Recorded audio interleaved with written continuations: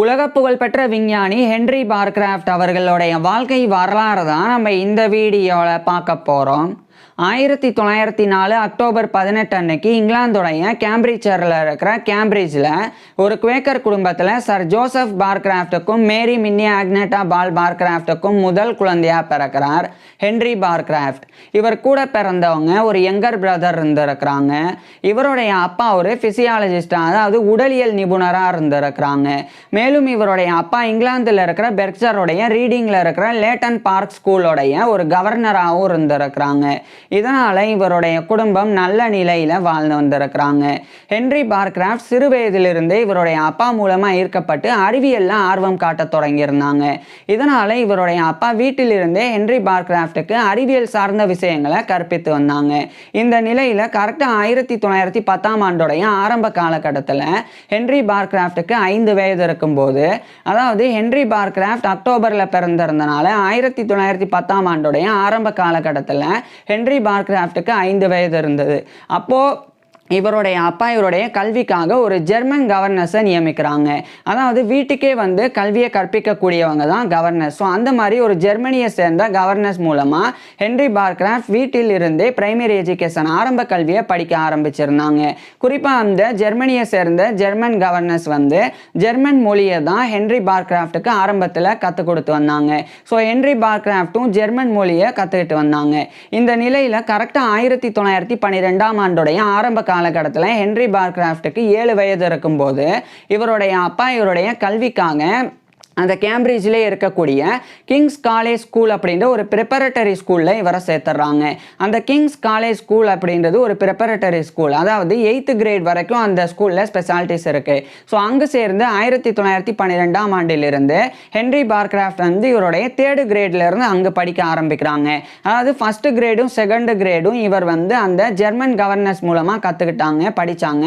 இப்போ 1912ஆம் ஆண்டிலிருந்து அந்த கிங்ஸ் காலேஜ் ஸ்கூல் கேம்பிரிட்ஜ் அங்கே வந்து இவருடைய 3rd கிரேட்ல இருந்து இவருடைய படிப்பை ஹென்றி பார்க்ராஃப்ட் வந்து தொடர்ந்து படிக்க ஆரம்பிச்சிருந்தாங்க. இந்த காலகட்டத்திலையும் அந்த ஜெர்மன் கவர்னர்ஸ் மூலமா தொடர்ந்து வீட்டிலிருந்து இவருடைய படிப்பை வந்து தொடர்ந்து வந்தாங்க. இதுக்கிடையில 1915ஆம் ஆண்டுடைய ஆரம்ப காலகட்டத்தில் இவருடைய 10 வயதுல ஹென்றி பார்க்ராஃப்ட் இவருடைய ஆரம்ப கல்வியை இந்த ஒரு கிங்ஸ் காலேஜ் ஸ்கூல் கேம்பிரிட்ஜ்ல இருந்து முடிச்சிடுறாங்க. பிறகு அது ஒரு ப்ரிப்பரட்டரி ஸ்கூலாக இருந்தனால அங்கே இவருடைய 6th கிரேடையும் அங்கே வந்து படிக்க தொடங்குறாங்க. இந்த 1915ஆம் ஆண்டெல்லாம் அந்த ஜெர்மன் கவர்னர்ஸ்ட இருந்து முழுமையாக இவருடைய கல்வியை முடிச்சிருந்தாங்க. குறிப்பாக இந்த காலகட்டத்தில் ஹென்றி பார்க்ராஃப்டுக்கு ஜெர்மன் மொழி பேசுறது ரொம்ப சலனமாக வந்து வந்தது. ஸோ ஜெர்மன் மொழியை ரொம்ப சலனமாக ஹென்றி பார்க்ராஃப்ட் வந்து பேச தொடங்கியிருந்தாங்க.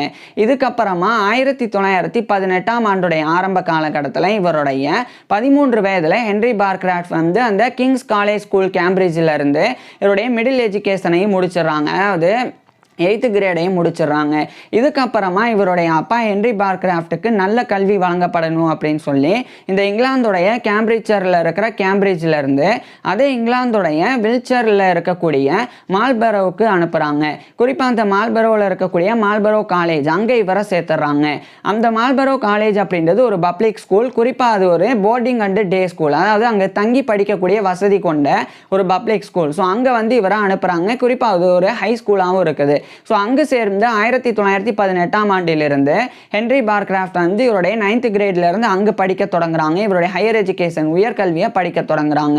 இந்த காலகட்டத்தில் அந்த மால்பரோ காலேஜில் இவர் வந்து கிரீக், லட்டின் போன்ற கிளாசிக்கல் லாங்குவேஜஸையும் ஹென்றி பார்க்ராஃப்ட் வந்து கற்றுக்கிட்டு வந்தாங்க. இப்படி இவர் வந்து மொழிகள் கற்றுக்கிட்டு வந்தாலும் இன்னொரு பக்கம் ஹென்றி பார்க்ராஃப்டுக்கு தொடர்ச்சியாக அறிவியலில் நிறைய ஆர்வம் இருந்து வந்தது. குறிப்பாக இவர் வந்து பாட்டனி, தாவரவியல், ஜுவாலஜி, விலங்கியல், கெமிஸ்ட்ரி, வேதியியல் இது போன்ற பாடங்களை ரொம்ப ஆர்வத்தோட ஹென்றி பார்க்ராஃப்ட் வந்து படித்து வந்தாங்க. ஆர்வத்தோடு படித்தது மட்டும் இல்லாமல் படிப்பில் ஒரு சிறந்த மாணவனாகவும் திகழ்ந்து வந்தாங்க. இந்த நிலையில தான் 1922ஆம் ஆண்டுடைய ஆரம்ப காலகட்டத்தில் இவருடைய 17 வயதில் ஹென்றி பார்க்ராஃப்ட் இவருடைய ஹையர் எஜுகேஷன் உயர்கல்வியை இந்த மால்பரோ காலேஜிலேருந்து முடிக்கிறாங்க. முடித்த பிறகும் கூட அந்த மால்பரோ காலேஜிலேயே இவர் வந்து இவருடைய ப்ரீ மெட்ரிகுலேஷன் ஸ்டடி, இது ஒரு 1 இயர் கோர்ஸ், அதை எடுத்து படிக்க ஆரம்பிக்கிறாங்க. அதாவது இது வந்து பிஃபோர் காலேஜ் ப்ரிப்பரட்டரி கோர்ஸ் அப்படின்னு அழைக்கப்படும். காலேஜ் ஜாயின் பண்ணி படிக்கிறதுக்கு முன்னாடி படிக்கக்கூடிய ஒரு 1 இயர் கோர்ஸ். இது வந்து கம்பல்சரி கிடையாது. இருந்தாலும் ஹென்றி பார்க்ராஃப்ட் அதை எடுத்து படிக்கிறாங்க. படித்து 1923ஆம் ஆண்டுடைய ஆரம்ப காலகட்டத்தில் இவருடைய 18 வயதில் ஹென்ரி பார்க்ராஃப்ட் வந்து இவருடைய ப்ரீ மெட்ரிகுலேஷன் ஸ்டடி அந்த பிஃபோர் காலேஜ் ப்ரிப்பரட்டரி கோர்ஸ் அப்படின்ற அந்த ஒரு 1 இயர் கோர்ஸை இந்த மால்பரோ காலேஜிலேருந்து முடிச்சிடுறாங்க. முடிச்சதுக்கப்புறமா இந்த மால்பரோ காலேஜிலேருந்து ஹென்ரி பார்க்ராஃப்ட்டுக்கு வந்து பெத்தூன் பேக்கர் ஸ்காலர்ஷிப் அப்படின்ற ஒரு ஸ்காலர்ஷிப் வழங்கப்படுது. ஏன்னா ஹென்ரி பார்க்ராஃப்ட் தான் ஒரு சிறந்த ஒரு மாணவனாக அந்த மால்பரோ காலேஜில் இருந்தாங்க. ஸோ அந்த பெத்தூன் பேக்கர் ஸ்காலர்ஷிப் இவருக்கு வழங்கப்படுது. ஸோ அந்த ஸ்காலர்ஷிப்போட இவர் வந்து இங்கிலாந்துடைய வில்ச்சரில் இருக்கிற மால்பரோலேருந்து மறுபடியும் இங்கிலாந்துடைய கேம்பிரிட்ஜரில் இருக்கிற கேம்பிரிட்ஜுக்கே வந்துடுறாங்க. வந்த உடனடியாக ஃபஸ்ட்டு இவர் வந்து அந்த கேம்பிரிட்ஜ்லேயே இருக்கக்கூடிய கிங்ஸ் காலேஜ் கேம்பிரிட்ஜ், இது வந்து யூனிவர்சிட்டி ஆஃப் கேம்பிரிட்ஜோடைய ஒரு கன்ஸ்டிடியூவன்ஸ் காலேஜ், அதாவது யூனிவர்சிட்டி ஆஃப் கேம்பிரிட்ஜோடைய ஒரு அங்கம் தான் இந்த கிங்ஸ் காலேஜ் கேம்பிரிட்ஜ் அப்படின்றது. ஸோ இங்கு படித்தா இங்கு வந்து யூனிவர்சிட்டி ஆஃப் கேம்பிரிட்ஜ் தரப்பிலிருந்து தான் டிகிரி வழங்கப்படும். ஸோ இதுக்காக இந்த ஒரு ஸ்காலர்ஷிப் பெத்தூன் பேக்கர் ஸ்காலர்ஷிப்பை பயன்படுத்தி இந்த 1923ஆம் ஆண்டு இவர் வந்து அந்த கிங்ஸ் காலேஜ் கேம்பிரிட்ஜில் ஜாயின் பண்ணுறாங்க. ஜாயின் பண்ணி ஹென்ரி பார்க்ராஃப்ட் வந்து இவருடைய கல்வியை தொடர்ந்து படிக்க ஆரம்பிக்கிறாங்க. குறிப்பாக இவருக்கு வந்து நேச்சுரல் சயின்சஸில் ஆர்வம் இருந்தது. அதனால் நேச்சுரல் சயின்சஸ் ட்ரைபாஸ் எடுத்து படிக்க தொடங்குறாங்க. இதில் 2 விஷயம் இருக்குது. முதல் விஷயம் நேச்சுரல் சயின்சஸ் அப்படின்றது ஃபிசிக்கல் சயின்சஸை குறிக்கும். குறிப்பாக வந்து இந்த ஃபிசிக்ஸ், இயற்பியல், கெமிஸ்ட்ரி, வேதியியல், ஆஸ்ட்ரானமி, வானியல், அதேமாதிரி மினராலஜி, கனிமவியல், பயாலஜி, உயிரியல், இது போன்ற பாடங்களை குறிக்கக்கூடியது தான் வந்து இந்த நேச்சுரல் சயின்ஸ் அப்படின்றது. அதில் ட்ரைபாஸ் அப்படின்றது என்னன்னா இந்த யூனிவர்சிட்டி ஆஃப் கேம்பிரிட்ஜ் தரப்பிலிருந்து பார்ட் 1 ட்ரைபாஸ், பார்ட் 2 ட்ரைபாஸ் அப்படின்னு சொல்லி ட்ரைபாஸ் அப்படின்னு டிகிரி வந்து வழங்கப்படும். அதுவும் குறிப்பாக அதாவது இப்போ உதாரணம் சொல்ல போனால் அண்டர் கிராஜுவேட்டில் டிகிரி இருக்கும். அதில் ஒவ்வொரு செமஸ்டர் இருக்கும். அதில் மாதிரி இதில் வந்து அண்டர் கிராஜுவேட் டிகிரி முடிக்கணும்னா 2 பார்ட் 1 பார்ட் 2 ட்ரைபாஸ் வந்து கம்ப்ளீட் பண்ணணும். அப்போ தான் டிகிரி கிடைக்கும். ஸோ அது மாதிரி இவர் வந்து நேச்சுரல் சயின்ஸ் ட்ரைபாஸ் 1 அந்த பார்ட் 1 வந்து 1923ஆம் ஆண்டிலிருந்து ஹென்ரி பார்க்ராஃப்ட் வந்து படிக்க தொடங்குறாங்க. இதே காலகட்டத்தில் சர் ஜோசப் பார்க்ராஃப்ட், ஹென்ரி பார்க்ராஃப்டோடைய அப்பா, அவர் கூட இணைஞ்சு ஹென்ரி பார்க்ராஃப்ட் வந்து நிறைய எக்ஸ்பிரிமெண்ட்ஸ் பரிசோதனைகளையும் ஈடுபட தொடங்குறாங்க. குறிப்பாக சர் ஜோசப் பார்க்ராஃப்ட் அதாவது ஹென்ரி பார்க்ராஃப்டோடைய அப்பா வந்து ஒரு ஃபிசியாலஜிஸ்ட், உடலியல் நிபுணராக இருந்தனால உடலியலில் தான் அவர் வந்து ஆராய்ச்சி பண்ணாங்க. அதாவது ஃபிசியாலஜி, உடலியல் அப்படின்றது உடலில் இருக்கக்கூடிய உடல் உறுப்புகள், அந்த உடல் உறுப்புகளினுடைய ஃபங்க்ஷன் செயல்பாடுகள் குறித்து படிக்க தான் இந்த பிசியாலஜி அப்படின்றது. உதாரணத்துக்கு இதயம் இருக்குன்னா அந்த இதயம் வந்து எப்படி துடிக்குது, நம்மளுடைய உடல்ல எப்படி வந்து ரத்தம் சர்க்குலேட் ஆகுது, அதே மாதிரி நம்மளுடைய கல்லீரல் எப்படி வந்து நம்ம கொழுப்பை உட்கொள்ளும் போது அந்த கொழுப்பை கரைக்கிறதுக்கு எப்படி அந்த கல்லீரல்ல இருந்து பித்தநீர் வந்து உருவாகுது. ஸோ இது மாதிரியான விஷயங்கள், இந்த செயல்பாடுகள்லாம் பற்றி படிக்கிறது தான் ஃபிசியாலஜி, உடலியல் அப்படின்றது. அதில் தான் ஹென்ரி பார்க்ராஃப்ட் வந்து இவருடைய ஆர்வத்தை காட்ட தொடங்குறாங்க. ஏன்னா சர் ஜோசப் பார்க்ராஃப்ட் அப்படின்ற இவருடைய அப்பாவே ஃபிசியாலஜிஸ்டாக இருந்தனால அவர் ஃபிசியாலஜியில் தான் ரிசர்ச்லாம் பண்ணாங்க. ஸோ அவருடைய ரிசர்ச்சில் ஹென்ரி பார்க்ராஃப்ட் வந்து ஈடுபடுறதன் மூலமாக இவருக்கும் வந்து அதில் ஆர்வம் ஏற்பட தொடங்கியிருந்தது. இதே காலகட்டத்தில் கிங்ஸ் காலேஜ் கேம்பிரிட்ஜ் தரப்பிலிருந்து இவர் வந்து ஓப்பன் எக்ஸிபிஷன் ஸ்காலர்ஷிப், இதுவும் ஒரு வகையான ஸ்காலர்ஷிப், அதையும் வந்து வின் பண்ணுறாங்க. இதே காலகட்டத்தில் ஹென்ரி பார்க்ராஃப்ட் இவருடைய அப்பா கூட இணைஞ்சு பிளட் ஃப்ளோவில் அதாவது இந்த ரத்த ஓட்டம் அது குறித்து ஒரு ஆராய்ச்சியை எழுதி அந்த ரிசர்ச் பேப்பரை சர் ஜோசப் பார்க்ராஃப்டும் ஹென்ரி பார்க்ராஃப்டும் 2 பேரும் இணைஞ்சு பப்ளிஷ் பண்ணுறாங்க. இதுக்கப்புறமா ஹீமோகுளோபின் இன் இன்வெர்டபிரேட்ஸ் அதாவது முதுகெலும்பில்லாத உயிரினங்கள், அந்த உயிரினங்களினுடைய ஹீமோகுளோபின் தன்மை குறித்து ஹென்ரி பார்க்ராஃப்டும் இவருடைய அப்பாவும் ஆராய்ச்சி பண்ணாங்க. அதன் முடிவையும் இதே ஒரு காலகட்டத்தில் ஒரு ரிசர்ச் பேப்பராக ஹென்ரி பார்க்ராஃப்டும் சர் ஜோசப் பார்க்ராஃப்டும் பப்ளிஷ் பண்ணுறாங்க. ஸோ இவருடைய அப்பா கூட சேர்ந்து இவர் வந்து அண்டர் கிராஜுவேட் டிகிரி படிக்கும்போது 2 ரிசர்ச் பேப்பர்ஸை ஃபிசியாலஜியில் ஹென்ரி பார்க்ராஃப்ட் பப்ளிஷ் பண்ணாங்க. இந்த நிலையில் 1925ஆம் ஆண்டு ஹென்ரி பார்க்ராஃப்ட் வந்து அந்த கிங்ஸ் காலேஜ் கேம்பிரிட்ஜோடைய ட்ரைபாஸ் பார்ட் 1 இதை வந்து நேச்சுரல் சயின்ஸில் முடிக்கிறாங்க. அடுத்து நேச்சுரல் சயின்சஸ் ட்ரைபாஸ் பார்ட் 2 அதை வந்து 1925ஆம் ஆண்டிலிருந்து ஹென்ரி பார்க்ராஃப்ட் வந்து கண்டினியூ பண்ண தொடங்குறாங்க. இந்த காலகட்டத்தில் இதே 1925ஆம் ஆண்டு தான் இவருடைய அப்பாவான சர் ஜோசப் பார்க்ராஃப்ட் வந்து யூனிவர்சிட்டி ஆஃப் கேம்பிரிட்ஜ்லேயே இருக்கக்கூடிய யூனிவர்சிட்டி ஆஃப் கேம்பிரிட்ஜ் அதனுடைய ஒரு ப்ரொஃபஸர் ஆஃப் ஃபிசியாலஜியாக தேர்ந்தெடுக்கப்படுறாங்க. அதாவது இந்த யூனிவர்சிட்டி ஆஃப் கேம்பிரிட்ஜில் உடலியல் பேராசிரியராக 1925ஆம் ஆண்டிலிருந்து ஹென்ரி பார்க்ராஃப்டோடைய அப்பா பணிபுரிய தொடங்குறாங்க. இதே காலகட்டத்தில் ஹென்ரி பார்க்ராஃப்ட் வந்து தொடர்ச்சியாக நேச்சுரல் சயின்ஸ் ட்ரைபாஸ் பார்ட் 2 வந்து படித்து வந்தாங்க. மேலும் இவருடைய ஆராய்ச்சிகளையுமே தொடர்ச்சியாக மேற்கொண்டு வந்தாங்க. இவருடைய ஆராய்ச்சி பொறுத்த வரைக்கும் இந்த அட்ரினலின் அப்படின்னு சொல்லி ஒரு ஹார்மோன் இருக்குது. அட்ரினலின் அப்படின்றது அட்ரினல் கிளாண்ட் அப்படின்ற ஒரு வகையான சுரபி, அதிலிருந்து தான் உருவாகக்கூடிய ஒரு ஹார்மோன் தான் அட்ரினலின் அப்படின்றது.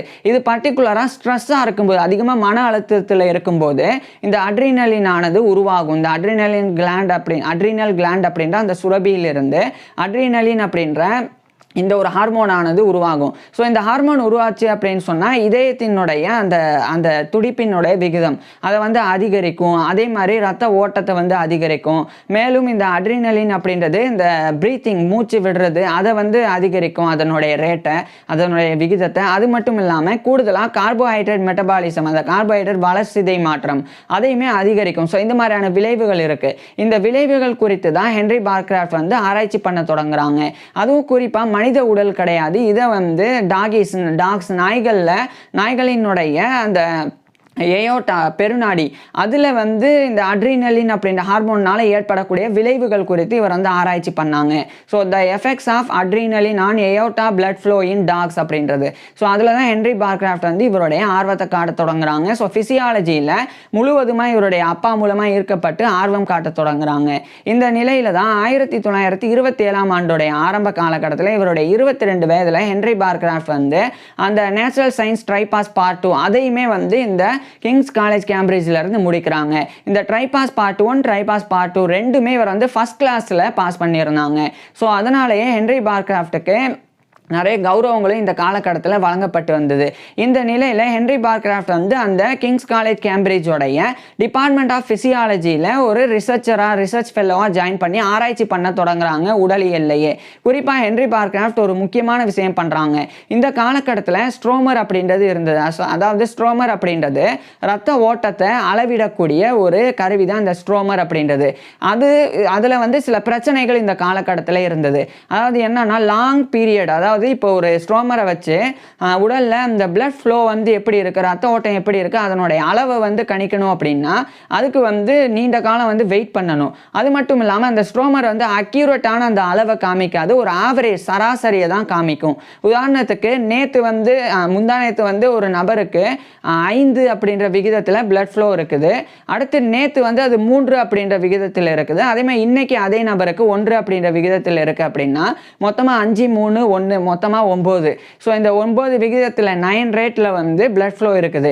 இப்போ இதை ஆவரேஜ் பண்ணி நீண்ட காலத்துக்கு பிறகு அந்த ஸ்ட்ரோமர் வந்து ஆவரேஜ் பண்ணி அது வந்து 3 அப்படின்னு காமிக்கும். ஏன்னா 3 நாளைக்கு 9 அப்படின்னு சொன்னால் 3 நாள் இணைஞ்சு 5, 3, 1 அப்படின்னு 3 நாளைக்கு உண்டான அந்த பிளட் ஃப்ளோ வந்து 9 அப்படின்னா அதை 3 நாள் பிரித்து ஆவரேஜாக 3 அப்படின்னு காமிக்கும். ஏன்னா 3 நாளைக்கு 3, 3, 3 அப்படின்னு காமிக்கும். இதுதான் ஆவரேஜ். இதனால வந்து பிளட் ஃப்ளோவை அக்யூரேட்டாக கணக்கிட முடியாது. ஏன்னா இன்னைக்கு அந்த நபருக்கு செக் பண்ணும்போது ஆவரேஜ் வந்து 3 அப்படின்னு பிளட் ஃப்ளோ காமிக்கும். ஸோ 3 அப்படின்ற ரேட்டில் பிளட் ஃப்ளோ இருக்குது அப்படின்னு எடுத்துக்க முடியாது. ஏன்னா முந்தா நேற்று 5 இருந்தது, நேற்று 3 இருந்தது, இன்னைக்கு 1 தான் இருக்குது.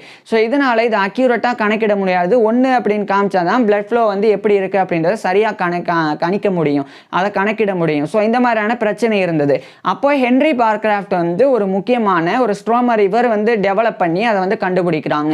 அது எப்படி இருந்ததுன்னா லாங் பீரியடுக்கு வந்து ஒரு 3 நாள், 4 நாள், 5 நாள் இல்லைன்னா ரொம்ப நேரம். ஸோ அது மாதிரிக்கு அப்புறமா அந்த ஆவரேஜ் மட்டும் பார்க்குற மாதிரி ஸ்ட்ரோமர் கருவி இருந்ததை ஹென்றி பார்க்ராஃப்ட் வந்து அப்படியே அப்கிரேட் பண்ணுறாங்க. அதை எப்படி இவர் கொண்டு வராங்கன்னா ஃப்ரீக்வெண்ட் இன்டர்வெல், அதாவது கொஞ்ச நேரத்துக்கு ஒரு தடவை கூட பிளட் ஃப்ளோவை வந்து கணக்கிட முடியும், மெஷர் பண்ண முடியும். அது மட்டும் இல்லாமல் ஆவரேஜெல்லாம் காமிக்காது. அந்த நேரத்தில் எந்த அளவு இருக்குதோ அந்த அளவை கரெக்டாக காமிக்கக்கூடிய ஒரு ஸ்ட்ரோமரை ஹென்றி பார்க்ராஃப்ட் வந்து கண்டுபிடிக்கிறாங்க இவருடைய வெறும் 22-23 வயதிலேயே. ஸோ இது ஒரு மிகப்பெரிய ஒரு சாதனை. ஏன்னா ஹென்றி பார்க்ராஃப்ட் கண்டுபிடிச்சிருந்தது எப்படின்னா, இப்போ ஏற்கனவே சொன்ன மாதிரி முந்தா நேற்று செக் பண்ணியிருந்தா அது 5 பிளட் ஃப்ளோ அப்படின்னு கரெக்டாக காமிக்கும். நேற்று செக் பண்ணியிருந்தா 3 அப்படின்னு கரெக்டாக காமிக்கும். இன்னைக்கு செக் பண்ணியிருந்தா 1 அப்படின்னு கரெக்டாக காமிக்கும். இதை 3 நாள் சேர்த்து வச்சு ஆவரேஜ் 3 அப்படின்னு இப்படிலாம் வந்து காமிக்காது. ஸோ அந்த அளவுக்கு ஒரு சரியான ஒரு கருவி அந்த ஸ்ட்ரோமரை ஹென்றி பார்க்ராஃப்ட் வந்து கண்டுபிடிச்சிருந்தாங்க. ஸோ இது 1928ஆம் ஆண்டு ஜனவரி மாதம் ஃபிசியலாஜிக்கல் சொசைட்டி, உடலியல் சங்கம், அதுக்கு வந்து இதை டெமான்ஸ்ட்ரேட் பண்ணி காமிக்கிறாங்க. இது எப்படி செயல்படும் அப்படின்றத விளக்கி காமிக்கிறாங்க. இதனால ஃபிசியலாஜிக்கல் சொசைட்டி தரப்பிலிருந்து ஹென்றி பார்க்ராஃப்ட் வந்து ஒரு மெம்பராகவும் தேர்ந்தெடுக்கப்பட்டுறாங்க. பிறகு இதே 1928ஆம் ஆண்டு ஹென்றி பார்க்ராஃப்ட் வந்து யூனிவர்சிட்டி ஆஃப் கேம்பிரிட்ஜில் ஃபெல்லோஷிப் வேணும், மருத்துவம் படிக்கணும் அப்படின்னு விரும்பினாங்க.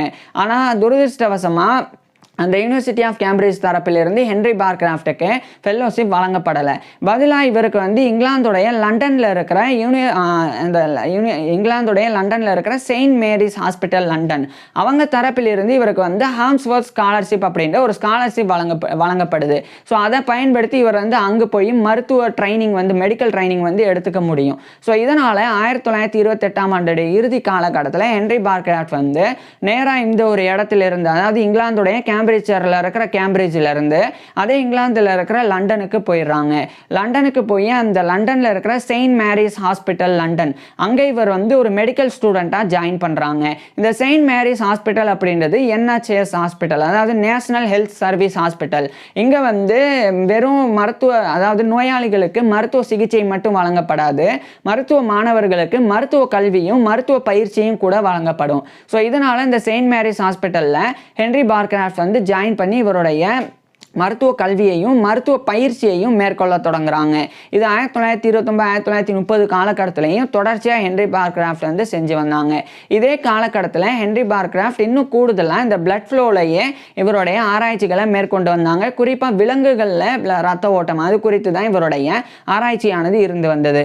இந்த நிலையில தான் 1932 ஹென்ரி பார்க்ராஃப்ட் வந்து இவருடைய அந்த செயின்ட் மேரிஸ் ஹாஸ்பிட்டலில் மெடிக்கல் எஜுகேஷனும் மெடிக்கல் ட்ரைனிங் கம்ப்ளீட் பண்ணிட்டு Royal college of Surgeons of England, இது வந்து இங்கிலாந்துடைய லண்டன்லேயே இருக்கு, அதனுடைய மெம்பர்ஷிப்புக்கு உண்டான எக்ஸாமினேஷனை இவர் வந்து அந்த செயின்ட் மேரிஸ் ஹாஸ்பிட்டலில் மெடிக்கல் எஜுகேஷனும் மெடிக்கல் ட்ரைனிங்கும் பெற்றனால அந்த எக்ஸாமினேஷன் அட்டன் பண்ணுறாங்க. அட்டன் பண்ண பிறகு அதே இங்கிலாந்துடைய லண்டன்லேயே இருக்கக்கூடிய ராயல் காலேஜ் ஆஃப் ஃபிசிஷியன்ஸ் அதனுடைய லைசன்சியேட்டுக்கு உண்டான எக்ஸாமினேஷனும் இவர் வந்து அட்டன் பண்ணுறாங்க. அதாவது ராயல் காலேஜ் ஆஃப் சர்ஜன்ஸ் அப்படின்றது அறுவை சிகிச்சை நிபுணர்களுக்கு உண்டான ஒரு ராயல் காலேஜ். அதே சமயம் ராயல் காலேஜ் ஆஃப் ஃபிசிஷியன்ஸ் அப்படின்றது மருத்துவர்களுக்கு உண்டான ஒரு ராயல் காலேஜ். ஸோ இவர் ஹென்ரி பார்க்ராஃப்ட் ரெண்டுலையும் குறிப்பாக அந்த RCS Royal college of Surgeons of England அதனுடைய மெம்பர்ஷிப்புக்காகவும் அதே சமயம் Royal college of Physicians of London இதனுடைய லைசன்ஸுக்காகவும் இவர் வந்து எக்ஸாமினேஷன் அட்டன் பண்ணுறாங்க. இது ரெண்டையுமே கம்ப்ளீட் பண்ணி இதே 1932 கிட்டத்தட்ட இவருடைய 27-28 வயதில் ஹென்ரி பார்க்ராஃப்ட் வந்து MRCSும் LRCPயும் பெற்றுறாங்க. அதாவது member of the royal college of surgeons அப்படின்ற அந்த மெம்பர்ஷிப்பையும் licentiate of the royal college of physicians அப்படின்ற அந்த லைசன்ஸையும் இவர் வந்து 1932 பெற்றுறாங்க. ஸோ ஹென்ரி பார்க்ராஃப்ட் வந்து இப்போ ஒரு மருத்துவராக வேலை பார்க்க முடியும், மருத்துவராக இவருடைய பணியை தொடங்க முடியும் அந்த நிலை இருந்த போதும் கூட ஹென்ரி பார்க்ராஃப்ட் வந்து இதே 1932 இந்த யூனிவர்சிட்டி ஆஃப் கேம்பிரிட்ஜ் அங்கே வந்து ஜாயின் பண்ணி மருத்துவத்தை டிகிரியாக வந்து பெறணும். குறிப்பாக வந்து MBCHB அப்படின்றது லட்டினில் மெடிசனே பேக்கலோரியஸ் சிறுஜி அப்படின்னு அர்த்தம். இங்கிலீஷில் இதுதான் வந்து MBBS bachelor of medicine and bachelor of surgery. இதை தான் இவர் வந்து படிக்கணும், அதில் தான் இவர் வந்து பட்டம் பெறணும் அப்படின்னு நினச்சாங்க. இதனால யூனிவர்சிட்டி ஆஃப் கேம்பிரிட்ஜில் ஹென்ரி பார்க்ராஃப்ட் வந்து அதை வந்து என்ரோல் பண்ணி அந்த டிகிரி வந்து பண்ண ஆரம்பிக்கிறாங்க. இந்த நிலையில் இந்த இங்கிலாந்துடைய லண்டனில் இருக்கிற UCL யூனிவர்சிட்டி காலேஜ் லண்டன் அங்கே இவர் ஒரு லெக்சரர் இன் ஃபிசியாலஜியாக நியமிக்கப்படுறாங்க. அதாவது உடலியலில் ஒரு விரிவுரையாளராக 1932 ஹென்ரி பார்க்ராஃப்ட் வந்து நியமிக்கப்பட்டுறாங்க. ஸோ அங்கே ஒரு விரிவுரையாளர் உடலியல் விரிவுரையாளராக இவருடைய அந்த டீச்சிங் கரியரை ஸ்டார்ட் பண்ணுறாங்க. இதே சமயம் யூனிவர்சிட்டி ஆஃப் கேம்பிரிட்ஜில் இவர் வந்து மருத்துவ கல்வியை தொடர்ந்து படித்தாங்க. பிறகு 1933 இவர் வந்து இங்கிலாந்துடைய கேம்பிரிட்ஜில் இருக்கிற யூனிவர்சிட்டி ஆஃப் கேம்பிரிட்ஜ் தரப்பிலிருந்து ஹென்ரி பார்க்ராஃப்ட் வந்து MBCHB மெடிசனை பேக்கலோரியஸ் சிறுஜி அப்படின்ற அந்த MBBS அந்த bachelor of medicine and bachelor of surgery இந்த டிகிரியை 1933 இவருடைய கிட்டத்தட்ட 28-29 வயதில் ஹென்ரி பார்க்ராஃப்ட் வந்து பெறாங்க. ஸோ இவர் வந்து லண்டனில் இருக்கிற யூனிவர்சிட்டி காலேஜ் லண்டனில் ஒரு லெக்சரர் இன் ஃபிசியாலஜியாக வேலை பார்த்து வரும்போது யூனிவர்சிட்டி ஆஃப் கேம்பிரிட்ஜில் என்ரோல் பண்ணி இவர் வந்து அவுட் சைடில் இருந்து படித்து வந்தாங்க. அதாவது காலேஜில் நேரடியாக போய் அட்டன் பண்ணி படிக்காமல் எக்ஸாம் மட்டும் எழுதுறதுக்கு யூனிவர்சிட்டி ஆஃப் கேம்பிரிட்ஜ் போய் எக்ஸாம் எழுதி அந்த டிகிரி வந்து 1933 கம்ப்ளீட் பண்ணாங்க. மேலும் அதே யூனிவர்சிட்டி ஆஃப் கேம்பிரிட்ஜில் இவர் வந்து MD டிகிரியும் பண்ண ஆரம்பிக்கிறாங்க. MD அப்படின்றது டாக்டர் ஆஃப் மெடிசன், இது வந்து மெடிசனில் போஸ்ட் கிராஜுவேட். ஸோ அதையுமே ஹென்ரி பார்க்ராஃப்ட் வந்து இந்த காலகட்டத்தில் படிக்க தொடங்குறாங்க. மேலும் இவர் வந்து கேம்பிரிட்ஜுக்கு வந்து என்ரோல் பண்ண வந்திருக்கிற இதே 1933 தான் ஹென்ரி பார்க்ராஃப்ட் வந்து இந்த பிரிட்ஜெட் மேரி பிட்டி ராம்சி அப்படின்ற ஒரு பெண்ணை வந்து இவர் வந்து இவருடைய 28-29 வயதில் திருமணம் பண்ணிக்கிறாங்க. ஸோ இவங்க வந்து ஆர்த்தர் ராம்சி அப்படின்ற ஒரு நபருடைய மகள். ஸோ அவங்கள திருமணம் பண்ணிக்கிறாங்க. திருமணத்துக்கு பிறகு ஹென்ரி பார்க்ராஃப்ட்டுக்கும் அந்த பிரிட்ஜெட் மேரி பிட்டி ராம்சி பார்க்ராஃப்ட் இவங்க 2 பேருக்குமே 3 ஆண் குழந்தைகள் ஒரு பெண் குழந்தை அப்படின்னு மொத்தமாக 4 குழந்தைகள் பிறந்தது. இது ஹென்ரி பார்க்ராஃப்டோடைய பர்சனல் லைஃப், தனிப்பட்ட வாழ்க்கையாக இருந்தது. இன்னொரு பக்கம் தொடர்ச்சியாக இந்த காலகட்டத்தில் இவருடைய ஃபேமிலியோட இங்கிலாந்தோடைய கேம்பிரிட்ஜில் இருக்கிற கேம்பிரிட்ஜில் இருந்து அதே இங்கிலாந்தில் இருக்கிற லண்டனுக்கு போய் அந்த யூனிவர்சிட்டி காலேஜ் லண்டனில் ஹென்ரி பார்க்ராஃப்ட் வந்து லெக்சரர் இன் ஃபிசியாலஜி உடலியல் விரிவுரையாளராக இவருடைய விரிவுரைகளை கற்பிக்க தொடங்குறாங்க, வழங்க தொடங்குறாங்க. இதே காலகட்டத்தில் ஹென்ரி பார்க்ராஃப்ட் வந்து ஒரு சில முக்கியமான விஷயம் பண்ணுறாங்க. அதாவது வருடத்துக்கு கிட்டத்தட்ட 150 விரிவுரைகளை ஹென்ரி பார்க்ராஃப்ட் இந்த யூனிவர்சிட்டி காலேஜ் லண்டனில் கொடுக்க தொடங்குறாங்க ஃபிசியாலஜியில். மேலும் இதே காலகட்டத்தில் யூனிவர்சிட்டி காலேஜ் லண்டனுக்கு பக்கத்திலேயே யூனிவர்சிட்டி காலேஜ் ஹாஸ்பிட்டல் அப்படின்னு இருக்குது, UCH. இது ரெண்டுமே university college London, university college hospital ரெண்டுமே ஒன்று தொடர்புடையது, அஃபிலியேட் ஆனது தான். ஸோ அங்குமே ஹென்ரி பார்க்ராஃப்ட் வந்து மருத்துவ சிகிச்சைகள் கொடுக்கிறது, மருத்துவ மாணவர்களுக்கு கற்பிக்கிறது, அதையுமே வந்து ஹென்ரி பார்க்ராஃப்ட் செஞ்சு வந்தாங்க. இந்த நிலையில் 1935ஆம் ஆண்டு ஹென்ரி பார்க்ராஃப்ட் வந்து இவருடைய டாக்டர் ஆஃப் மெடிசனை இந்த யூனிவர்சிட்டி ஆஃப் கேம்பிரிட்ஜில் இருந்து கிட்டத்தட்ட இவருடைய 30-31 வயதில் முடிக்கிறாங்க. பிறகு இதே 1935ஆம் ஆண்டு தான் அயர்லாண்டில் இருக்கிற பெல்ஃபாஸ்ட், அங்கே இருக்கக்கூடிய குயின்ஸ் யூனிவர்சிட்டி பெல்ஃபாஸ்ட் அவங்க தரப்பிலிருந்து ஹென்ரி பார்க்ராஃப்ட்டுக்கு வந்து ஒரு டன்வில் ப்ரொஃபஸர் ஆஃப் ஃபிசியாலஜி அப்படின்ற அந்த ஒரு வேலை கிடைக்குது. அதாவது உடலியல் பேராசிரியராக இவருக்கு வேலை கிடைக்குது. குறிப்பாக டன்வில் அப்படின்னு சொல்லி ஒரு ஃபிசியாலஜிஸ்ட், ஒரு உடலியல் நிபுணர், அவர் இறந்த பிறகு அவரை கௌரவிக்கிறதுக்காக அவருடைய பேரில் டன்வில் ப்ரொஃபஸர் ஆஃப் ஃபிசியாலஜி அப்படின்னு ஒரு ப்ரொஃபஸர்ஷிப் உருவாக்கப்பட்டிருந்தது அந்த குயின்ஸ் யூனிவர்சிட்டி பெல்ஃபாஸ்ட்டில். ஸோ அந்த ஒரு பொறுப்பில் தான் ஹென்ரி பார்க்ராஃப்ட் 1935ஆம் ஆண்டு நியமிக்கப்படுறாங்க. ஸோ இவர் வந்து இங்கிலாந்துடைய லண்டனில் இருந்து அயர்லாண்டில் இருக்கிற பெல்ஃபாஸ்ட்டுக்கு 1935ஆம் ஆண்டு ஃபேமிலியோட போய் அங்கே ஹென்ரி பார்க்ராஃப்ட் வந்து ஒரு ப்ரொஃபஸர் ஆஃப் ஃபிசியாலஜி, உடலியல் பேராசிரியராக, குறிப்பாக டன்வில் ப்ரொஃபஸராக அந்த குயின்ஸ் யூனிவர்சிட்டி பெல்ஃபாஸ்ட்டில் 1935ஆம் ஆண்டிலிருந்து பணிபுரிய தொடங்குறாங்க. இந்த காலகட்டத்தில் இந்த குயின்ஸ் யூனிவர்சிட்டி பெல்ஃபாஸ்ட்டை பொறுத்த வரைக்கும் பெரிய முன்னேற்றம் இல்லாமல் இருந்தது. அங்கே வந்து கிளினிக்கல் இன்ஸ்ட்ரக்ஷன் எல்லாம் ரொம்ப நல்லா இருந்தது.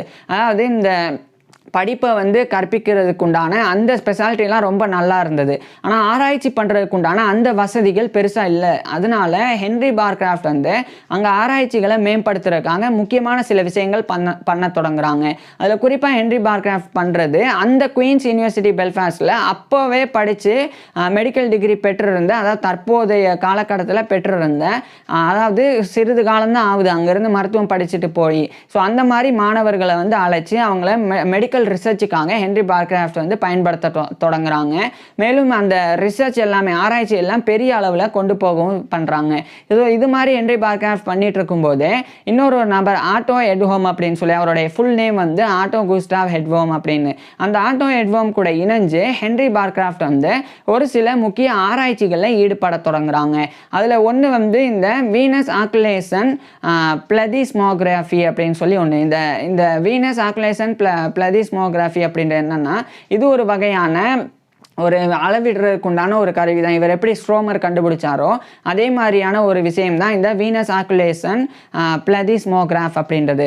இதை பயன்படுத்தி கை கால்களில் லிம்ஸில் இருக்கக்கூடிய பிளட் ஃப்ளோ, ரத்த ஓட்டத்தை வந்து சரியாக வந்து அளவிட முடியும். ஸோ அதை வந்து அளவிடுறதுக்குண்டான அந்த டெக்னிக்ஸ், புதிய நுட்பங்களை இவரும் ஹென்ரி பார்க்ராஃப்ட்டும் அந்த ஒரு ஆட்டோ எட்வோம் இவங்க 2 பேரும் இணைஞ்சு வந்து கண்டுபிடிச்சாங்க.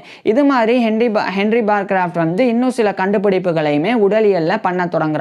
குறிப்பாக இந்த காலகட்டத்தில் இவர் வந்து இந்த மசில் பிளட் ஃப்ளோ இன் ரித்மிக் எக்ஸசைஸ் அப்படின்னு சொல்லி அதில் ஆராய்ச்சி பண்ண தொடங்குறாங்க. ரித்மிக் எக்ஸசைஸ் அப்படின்றது இந்த தாளத்துக்கு ஏற்ற மாதிரி உடலை அசைக்கிறது. அதாவது ஒரு பாட்டு, ஒரு சாங்கோ இல்லைன்னா ஒரு மியூசிக் இசையை போட்டு அந்த ஒரு தாளத்துக்கு ஏற்ற மாதிரி உடல் அசைக்கிறது, அதே மாதிரி ட்ரம்ஸ் வாசிக்கிறது, அதுக்கப்புறம் மற்ற மெடிக்கல் இன்ஸ்ட்ருமெண்ட்ஸ் வாசிக்கிறது, அதன் மூலமாக நம்மளுடைய உடலுக்கு கிடைக்கக்கூடிய பயிற்சி, அதுதான் வந்து ரித்மிக் எக்ஸசைஸ் அப்படின்னு அழைக்கப்படுது. பாதிக்கப்படும். இதனால் அந்த மசிலில் நம்மளுடைய தசைகளில் ஏற்படக்கூடிய பிளட் ஃப்ளோ குறித்து ஹென்ரி பார்க்ராஃப்ட் வந்து இந்த காலகட்டத்தில் இவருடைய ஆராய்ச்சியாக தொடங்கினாங்க. அது மட்டும் இல்லாமல் இதே காலகட்டத்தில் இந்த ஹைப்பரீமியா அப்படின்னு சொல்லி ஃபங்க்ஷனல் ஹைப்பரீமியா அதனுடைய மெக்கானிசம் அதனுடைய பொறிமுறை குறித்தும் ஹென்ரி பார்க்ராஃப்ட் வந்து இவருடைய ஆராய்ச்சியை பண்ண தொடங்கினாங்க. மேலும் ஒரு முக்கியமான கேட்டகோலமின்ஸ் அப்படின்னு சொல்லி ஒரு ஹார்மோன், இந்த கேட்டகோலமின்ஸ் அப்படின்றது ஒன்றும் கிடையாது. இப்போ ஸ்ட்ரெஸ்ஸாக இருக்கும்போது குறிப்பாக வந்து ஃபிசிக்கலாக வந்து அழுத்தம் கொடுக்குறது நம்மளுடைய உடலுக்கு, இல்லைன்னா எமோஷ்னலாக உணர்வு ரீதியாக அழுத்தம் கொடுக்குறது. குறிப்பாக ஃபிசிக்கலாக ஸ்ட்ரெஸ் அப்படின்றது உடற்பயிற்சி, அதே மாதிரி இந்த எமோஷ்னலாக ஸ்ட்ரெஸ் அப்படின்றது மன அழுத்தம், இந்த மாதிரியான விஷயங்கள். ஸோ இதன் போது உருவாக்கக்கூடிய ஒரு ஹார்மோன் தான் இந்த கேட்டகோலன்ஸ் அப்படின்றது. இந்த கேட்டகோலன்ஸ்னால வேஸ்குலர் ரெஸ்பான்சஸ் வந்து எப்படி இருக்குது அப்படின்றதுல ஹென்ரி பார்க்ராஃப்ட் வந்து இவருடைய ஆராய்ச்சி பண்ணாங்க. அதாவது அது இதயத்தில் ஏற்படக்கூடிய அந்த ரத்த ஓட்டம், ரத்த நாளங்கள், அதில் எந்த அளவுக்கு அது வந்து பாதிப்பை ஏற்படுத்துது இந்த கேட்டகோலன்ஸ் அப்படின்ற ஹார்மோன் அப்படின்றதுல தான் ஹென்ரி பார்க்ராஃப்ட் வந்து இவருடைய ஆராய்ச்சி பண்ணாங்க. இது மாதிரி பல விஷயங்கள் இவர் வந்து ஒரு பக்கம் ஹென்ரி பார்க்ராஃப்ட் தொடர்ந்து செஞ்சு வர 1937ஆம் ஆண்டு ஹென்ரி பார்க்ராஃப்டோடைய அப்பாவான சர் ஜோசப் பார்க்ராஃப்ட் வந்து அந்த யூனிவர்சிட்டி ஆஃப் கேம்பிரிட்ஜோடைய ப்ரொஃபஸர் ஆஃப் ஃபிசியாலஜி உடலியல் பேராசிரியர் அப்படின்ற பொறுப்பிலிருந்து அவர் வந்து ரிட்டையர் ஆகுறாங்க. ஸோ இப்படி ஹென்ரி பார்க்ராஃப்டோடைய அப்பா வந்து ஒரு பக்கம் வந்து ரிட்டையர் ஆகிடுறாங்க. இவருடைய அப்பா வந்து ரிட்டையர் ஆன பிறகும் அது 1937 ரிட்டையர் ஆகுறாங்க. ஸோ ரிட்டையர் ஆன பிறகு அவர் ஓய்வில் இருக்கிறாங்க. இன்னொரு பக்கம் ஹென்ரி பார்க்ராஃப்ட் வந்து அவரை போலவே உடலியலில் இவருடைய ஆராய்ச்சியை தொடர்ந்து கண்டினியூ பண்ணாங்க. இந்த நிலையில் 1938ஆம் ஆண்டு அந்த குயின்ஸ் யூனிவர்சிட்டி பெல்ஃபாஸ்டில் மெடிக்கல் ரிசர்ச்சுக்கான ஒரு லெக்சரர் நியமிக்கிறாங்க. உடலியல்ல ஒரு லெக்சரர் விரிவுரையாளரை நியமிக்கிறாங்க. இதெல்லாம் ஹென்ரி பார்க்ராஃப்ட் தான் பண்ண தொடங்குறாங்க. இந்நிலையில தான் 1939ஆம் ஆண்டு இரண்டாம் உலகப் போர் தொடங்கிறது. இந்த இரண்டாம் உலகப் போர் தொடங்கிய பிறகு இந்த இரண்டாம் உலகப் போரின் போது இங்கிலாந்துல இருக்கிற லண்டனுக்கு இந்த ஆட்டோ எட்வோம் அவரும், அதாவது இவருடைய நண்பர் அவரும் ஹென்ரி பார்க்ராஃப்ட் ரெண்டு பேரும் இணைஞ்சு அங்கே வந்து போயிடுறாங்க. இந்த ஆட்டோ எட்வோம் அப்படின்றவர் 1909ஆம் ஆண்டு பிறந்தவர். ஹென்ரி பார்க்ராஃப்டை விட கிட்டத்தட்ட 5 வயது வந்து கம்மி. இருந்தாலும் ரெண்டு பேரும் நண்பர்களாக இருந்தாங்க. இவங்க ரெண்டு பேரும் அந்த அந்த அந்த அயர்லாண்டுடைய பெல்ஃபாஸ்டில் இருந்து இவங்க வந்து நேராக இங்கிலாந்தில் இருக்க லண்டனுக்கு போயிடுறாங்க. ஏன்னா இரண்டாம் உலக போர் நடக்கிறனால. அப்போ அந்த லண்டனில் இருக்கக்கூடிய British post graduate medical school அங்கே வந்து இரண்டு பேரும் இணைஞ்சு 1939ஆம் ஆண்டிலிருந்து ஹென்ரி பார்க்ராஃப்டும் அந்த ஆட்டோ எட்வோம் ரெண்டு பேரும் ஆராய்ச்சியை தொடங்குறாங்க. குறிப்பாக இவங்களுடைய ஆராய்ச்சி 1940களில் ஹெமரேஜில் இருந்தது. அதாவது ரத்தப்போக்கில் இருந்தது. ரத்தப்போக்குனால ஏற்படக்கூடிய விளைவுகள், த எஃபெக்ட்ஸ் ஆஃப் ஹெமரேஜ், அது குறித்து தான் ஹென்ரி பார்க்ராஃப்டும் அந்த ஆட்டோ எட்வோம் ரெண்டு பேரும் ஆராய்ச்சி பண்ணாங்க. ஸோ உடலில் இருந்து ரத்தம் அதிகமாக வெளியேறும் போது ஏற்படக்கூடிய விளைவுகள் குறித்து இவங்க இரண்டு பேரும் இவங்களுடைய ஆராய்ச்சியை தொடர்ந்து வந்தாங்க. இதுவே இரண்டாம் உலகப் போர் முழுக்க முழுக்க ஹென்ரி பார்க்ராஃப்டும் ஆட்டோ எட்வோம் இரண்டு பேரும் செஞ்சு வந்தாங்க. பிறகு இறுதியாக 1945ஆம் ஆண்டு இந்த ஒரு போரானது வந்து முடிவடையுது. ஸோ அந்த ஒரு போர், இரண்டாம் உலக போர் வந்து முடிவடைஞ்ச பிறகு ஆட்டோ எட்வோமும் ஹென்ரி பார்க்ராஃப்ட் இரண்டு பேரும் மறுபடியும் இங்கிலாந்தில் இருக்கிற லண்டனில் இருந்து அயர்லாண்டில் இருக்கிற அந்த பெல்ஃபாஸ்ட்டுக்கே போய் குயின்ஸ் யூனிவர்சிட்டி பெல்ஃபாஸ்டில் மறுபடியும் ஹென்ரி பார்க்ராஃப்ட் வந்து அந்த டன்வில் ப்ரொஃபஸர் ஆஃப் ஃபிசியாலஜி அப்படின்ற பேராசிரியர் பொறுப்பை வகிக்க ஆரம்பிக்கிறாங்க. ஸோ இப்படி ஹென்ரி பார்க்ராஃப்ட் வந்து இவருடைய பணியை ஒரு பக்கம் தொடர்ந்து பண்ண ஆரம்பிக்கிறாங்க. இன்னொரு பக்கம் இவருடைய ஆராய்ச்சியும் நடந்து வந்தது. இந்த நிலையில தான் துரதிர்ஷ்டவசமாக 1947ஆம் ஆண்டு மார்ச் 21 அன்னைக்கு ஹென்ரி பார்க்ராஃப்டோடைய அப்பாவான சர் ஜோசப் பார்க்ராஃப்ட் அவர் வந்து அவருடைய 74 வயதில் இறந்து போயிடுறாங்க. ஏன்னா ஹென்ரி பார்க்ராஃப்டோடைய அப்பா 1872ஆம் ஆண்டு ஜூலை 26 அன்னைக்கு பிறந்திருந்தாங்க. அவர் வந்து 1947 மார்ச் 21 அன்னைக்கு அவருடைய 74 வயதில் இறந்து போகிறாங்க. இது ஹென்ரி பார்க்ராஃப்டோடைய பர்சனல் லைஃப்பில் இவருக்கு ஏற்பட்ட ஒரு பெரும் துயரமாக இருந்தது. இதையும் கடந்து ஹென்ரி பார்க்ராஃப்ட் வந்து தொடர்ந்து இவருடைய ஆராய்ச்சிகள்லையும் அட்மினிஸ்ட்ரேட்டிங் டியூட்டிஸ்லையும் ஈடுபட்டு வந்தாங்க. இந்த நிலையில் 1948ஆம் ஆண்டு இங்கிலாந்தில் இருக்கிற லண்டனில் இருக்கக்கூடிய செயின்ட் தாமஸஸ் ஹாஸ்பிட்டல் அதனுடைய மெடிக்கல் ஸ்கூலான செரிங்டன் ஸ்கூல் ஆஃப் ஃபிசியாலஜி அப்படின்னு அந்த செயின்ட் தாமஸஸ் ஹாஸ்பிட்டல் அதனுடைய ஒரு மெடிக்கல் ஸ்கூல், அங்கே இவர் ஒரு ப்ரொஃபஸர் ஆஃப் ஃபிசியாலஜியாக உடலியல் பேராசிரியராக அந்த ஒரு பதவியை பெறாங்க. இதனால இந்த 1948ஆம் ஆண்டு ஹென்ரி பார்க்ராஃப்ட் வந்து அயர்லாண்டுடைய பெல்ஃபாஸ்டில் இருக்கிற குயின்ஸ் யூனிவர்சிட்டி பெல்ஃபாஸ்ட் அதனுடைய டன்வில் ப்ரொஃபஸர் ஆஃப் ஃபிசியாலஜி அப்படின்ற பொறுப்பிலிருந்து இவர் வந்து ரிசைன் பண்ணுறாங்க. ரிசைன் பண்ணிவிட்டு அந்த அயர்லாண்டில் இருக்கிற பெல்ஃபாஸ்ட்லேருந்து இவருடைய ஃபேமிலியோட இங்கிலாந்துடைய லண்டனுக்கு வந்து செயின்ட் தாமஸஸ் ஹாஸ்பிட்டலோடைய மெடிக்கல் ஸ்கூலான அந்த செரிங்டன் ஸ்கூல் ஆஃப் ஃபிசியாலஜி அங்கே ஒரு ப்ரொஃபஸர் ஆஃப் ஃபிசியாலஜி உடலியல் பேராசிரியராக 1948ஆம் ஆண்டிலிருந்து ஹென்ரி பார்க்ராஃப்ட் வந்து இவருடைய பணியை தொடங்குறாங்க. அதாவது இந்த செயின்ட் தாமஸஸ் ஹாஸ்பிட்டல் அப்படின்றது ஒரு வகையான டீச்சிங் ஹாஸ்பிட்டல் தான். எப்படின்னா இந்த செயின்ட் தாமஸஸ் ஹாஸ்பிட்டலில் நோயாளிகளுக்கு சிகிச்சை மட்டும் வழங்கப்படாது, மருத்துவ மாணவர்களுக்கு மருத்துவ கல்வியும் மருத்துவ பயிற்சியும் கூட வழங்கப்படும். ஸோ அதனால அந்த செயின்ட் தாமஸஸ் ஹாஸ்பிட்டல் வந்து ஒரு மெடிக்கல் ஸ்கூலை உருவாக்கியிருந்தாங்க. அதுதான் செரிங்டன் ஸ்கூல் ஆஃப் ஃபிசியாலஜி அப்படின்றது. ஸோ அங்கே இவர் ஹென்ரி பார்க்ராஃப்ட் வந்து ஒரு உடலியல் பேராசிரியராக 1948ஆம் ஆண்டிலிருந்து இவருடைய பணியை தொடங்குறாங்க.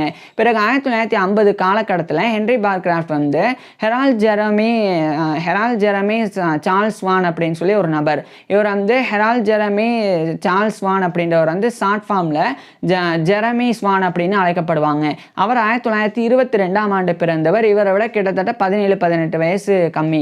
ஸோ அவர் கூட அந்த ஜெரமி ஸ்வான் கூட சேர்ந்து ஹென்ரி பார்க்ராஃப்ட் வந்து இந்த ஒரு காலகட்டத்தில் ரத்த நாளங்கள் குறித்த, குறிப்பாக மனித ரத்த நாளங்கள் குறித்த ஆராய்ச்சி பண்ண தொடங்குறாங்க. அதுவும் சிம்பத்தட்டிக்னால எப்படி மனித ரத்த நாளங்கள் கட்டுப்படுத்தப்படுது அப்படின்ற அந்த ஆராய்ச்சியில் 2 பேரும் ஈடுபட்டு வந்தாங்க.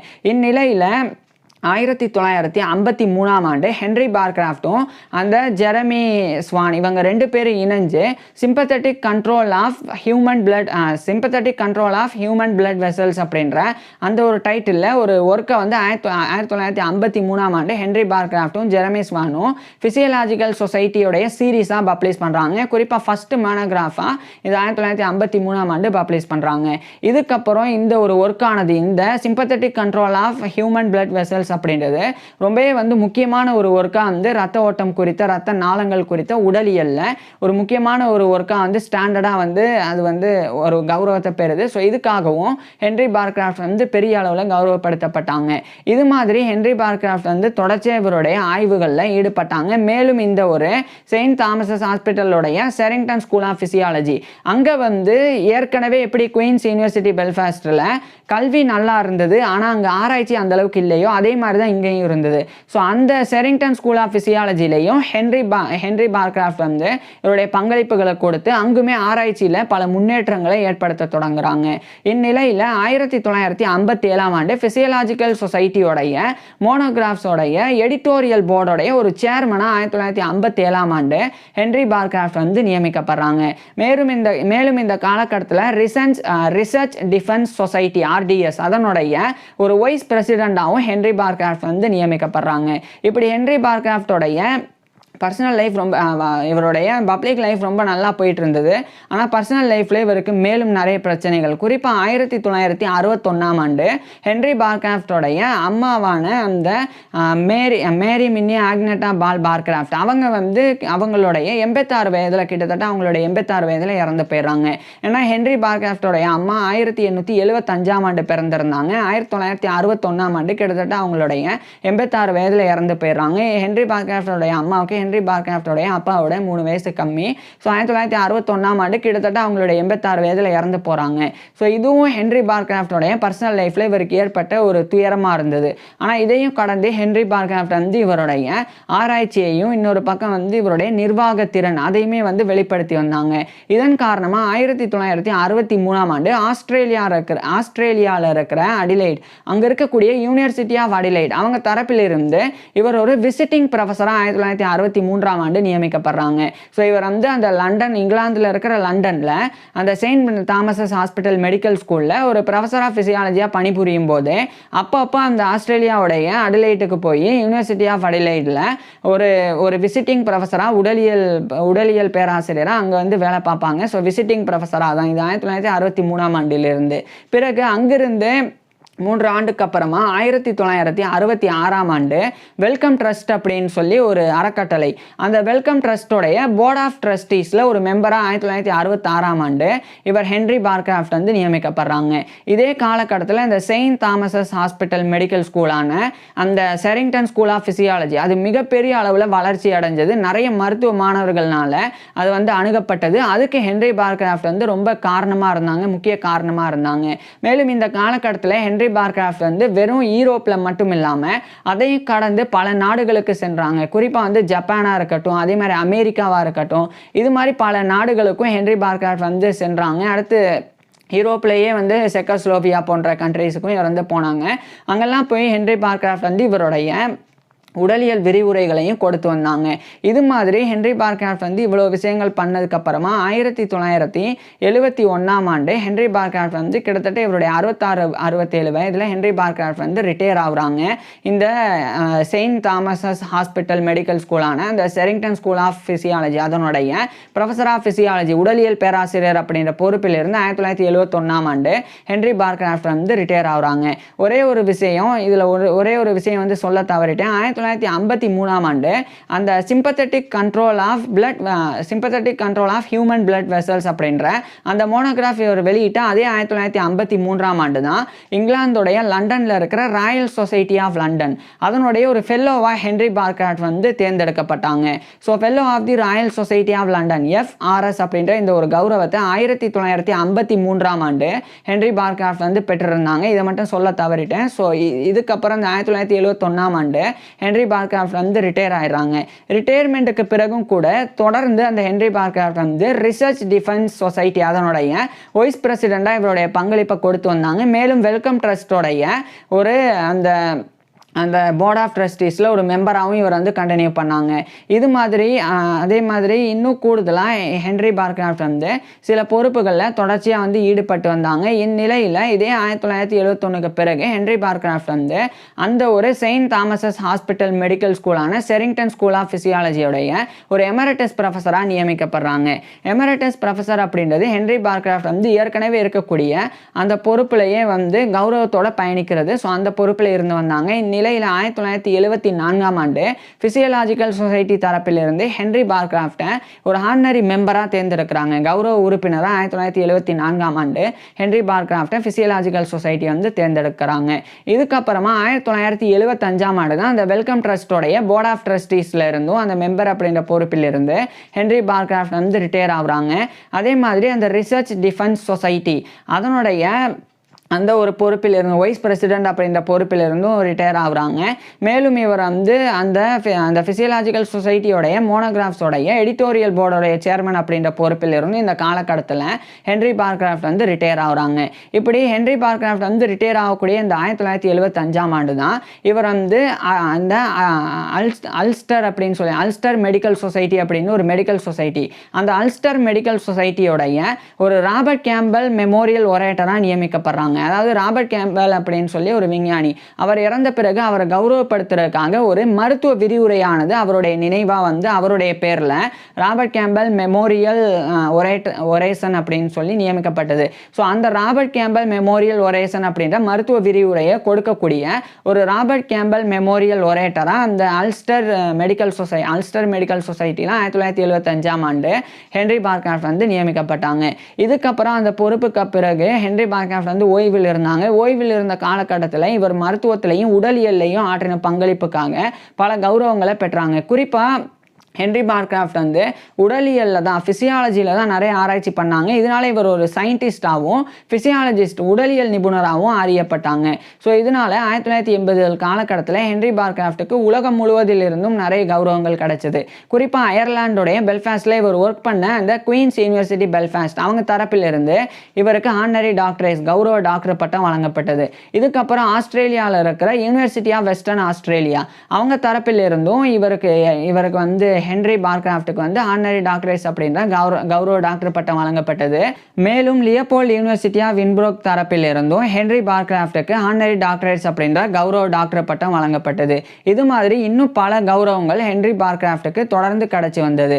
இதே காலகட்டத்தில் ஹென்றி பார்க்ராஃப்ட் இவருடைய தனிப்பட்ட வாழ்க்கையில் கால்ஃப் விளையாடுறது, அதே மாதிரி சேலிங் படகு பயணம் போகிறது, இது மாதிரி இவருடைய தனிப்பட்ட வாழ்க்கையை ரொம்ப மகிழ்ச்சியாகவே ஹென்றி பார்க்ராஃப்ட் வாழ்ந்து வந்தாங்க. இந்த நிலையில தான் துரதிர்ஷ்டவசமாக 1990ஆம் ஆண்டு ஹென்றி பார்க்ராஃப்டோடைய மனைவியான அந்த பிரிட்ஜெட் மேரி பிட்டி ராம்சி பார்க்ராஃப்ட் அப்படின்ற இவருடைய மனைவி வந்து இறந்து போயிடுறாங்க. இது ஹென்றி பார்க்ராஃப்டோடைய பர்சனல் லைஃப்பில் இவருக்கு ஏற்பட்ட ஒரு பாதிப்பாக இருந்தது. ஆனால் இதையும் கடந்து ஹென்றி பார்க்ராஃப்ட் வந்து தொடர்ச்சியாக இவருடைய விரிவுரைகளை கொடுக்க தொடங்கியிருந்தாங்க இந்த காலகட்டத்தில். அதாவது பல யூனிவர்சிட்டிஸுக்கு போய் விரிவுரைகள் மட்டும் இவரால் முடிஞ்ச அளவுக்கு முடிஞ்ச நேரங்களில் ஹென்றி பார்க்ராஃப்ட் வந்து கொடுத்து வந்தாங்க. இதன் காரணமாக ஹென்றி பார்க்ராஃப்டோடைய பங்களிப்பு குறிப்பாக இந்த செயின்ட் தாமஸஸ் ஹாஸ்பிட்டலுடைய மெடிக்கல் ஸ்கூலான செரிங்டன் ஸ்கூல் ஆஃப் ஃபிசியாலஜி அங்கே இவருடைய கான்ட்ரிபியூஷனுக்காக ஃபிசியாலஜியில் இவர் ஏற்படுத்தின முன்னேற்றத்துக்காக ஃபிசியலாஜிக்கல் சொசைட்டி தரப்பிலிருந்து 1997ஆம் ஆண்டு நவம்பர் மாதம் ஒரு மீட்டிங் ஆனது நடத்தப்பட்டது. அங்கு வந்து விரிவுரை வந்து லெக்சர் வந்து கொடுக்கப்பட்டது. அது வந்து ஃபிசியலாஜிக்கல் சொசைட்டி தரப்பிலிருந்து லண்டனில் இருக்கிற செயின்ட் தாமஸஸ் ஹாஸ்பிட்டலில் தான் நடத்தப்பட்டது. ஸோ அப்போ ஹென்றி பார்க்ராஃப்ட் அழைக்கப்பட்டாங்க. ஹென்றி பார்க்ராஃப்டை கௌரவப்படுத்துறதுக்காக தான் அந்த மீட்டிங் ஆனது நடந்தது. ஸோ ஹென்றி பார்க்ராஃப்ட் இந்த ஒரு நிகழ்வை ரொம்ப என்ஜாய் பண்ணாங்க. ஸோ இப்பேற்பட்ட இந்த நபர் வந்து இறுதியாக அங்கிருந்து 7 வாரங்களுக்கு பிறகு 1998ஆம் ஆண்டு ஜனவரி 11 அன்னைக்கு இவருடைய 93 வயதில் ஹென்றி பார்க்ராஃப்ட் இறந்து போயிடுறாங்க. ஸோ 1998 ஜனவரி 11 அன்னைக்கு இவருடைய 93 வயதில் ஹென்றி பார்க்ராஃப்ட் இறந்து போயிடுறாங்க. இவர் இறந்து போன கிட்டத்தட்ட 24 ஆண்டுகளுக்கு பிறகு 2022ஆம் ஆண்டு ஜூன் மாதம் ஃபிசியலாஜிக்கல் சொசைட்டி தரப்பிலிருந்து அயர்லாண்டுடைய பெல்ஃபாஸ்டில் இருக்கிற இவர் ஒர்க் பண்ண குயின்ஸ் யூனிவர்சிட்டி பெல்ஃபாஸ்ட் அங்கே வந்து ஒரு ப்ளூ பிளாக்கை வந்து அவங்க வந்து அன்பெயில் பண்ணாங்க. ப்ளூ பிளாக் அப்படின்றது ஒரு நீலத்தகடு. அதை வந்து ஹென்றி பார்க்ராஃப்டை கௌரவப்படுத்துறதுக்காக ஃபிசியலாஜிக்கல் சொசைட்டி தரப்பிலிருந்து 2022 ஜூன் மாதம் அந்த அயர்லாண்டுடைய பெல்ஃபாஸ்டில் இருக்கிற குயின்ஸ் யூனிவர்சிட்டி பெல்ஃபாஸ்ட் அங்கே வந்து வைக்கப்பட்டது. ஸோ இந்த அளவுக்கு ஒரு முக்கியமான கௌரவம் எல்லாமே ஹென்றி பார்க்ராஃப்ட் இறந்த பிறகும் இவர் கிடைக்கிறதுக்கு உண்டான காரணம் வாழும்போது ஹென்றி பார்க்ராஃப்ட் அறிவியலுக்கு குறிப்பாக உடலியலுக்கு ஆற்றின பங்களிப்பு தான்.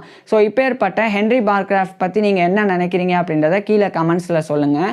உங்களுக்கு எந்த மாதிரியான டாபிக்ஸில் எந்த மாதிரியான வீடியோஸ் வேணும் அப்படின்றதையும் கீழே கமெண்ட்ஸில் சொல்லுங்கள். தேங்க்யூ.